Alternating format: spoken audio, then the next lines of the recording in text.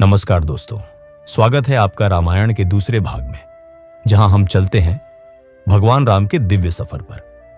पिछले भाग में हमने देखा राजा दशरथ के 4 पुत्रों राम, भरत, लक्ष्मण और शत्रुघ्न का जन्म। आज भाग 2 में हम देखेंगे इन राजकुमारों का बाल्यकाल और उनके जीवन के पहले सबक। चलिए अयोध्या के शांतिपूर्ण दिनों में वापस चलते हैं। अयोध्या का राजमहल खुशी से भर गया था। 4 युवा राजकुमार राम, लक्ष्मण, भरत और शत्रुघ्न अपने बाल्यकाल में एक दूसरे के साथ खेलते और सीखते थे। राम सबसे बड़े अपने मित्र समान भाइयों के लिए प्रेरणा थे। उनका शांत स्वभाव और दयालु हृदय हर किसी को अपना दीवाना बना देता था। राजकुमारों की शिक्षा का जिम्मा था महान आर्षि वशिष्ठ को।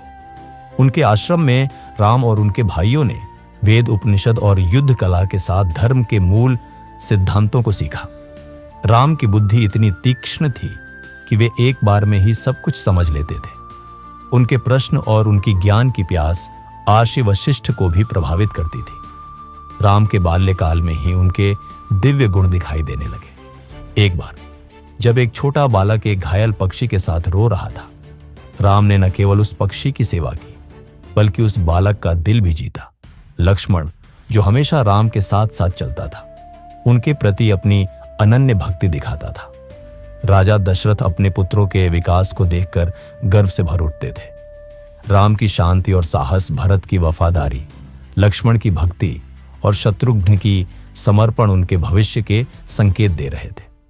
अयोध्या के लोगों का विश्वास था कि ये राजकुमार एक दिन न केवल राज्य बल्कि पूरे विश्व को प्रकाशित करेंगे।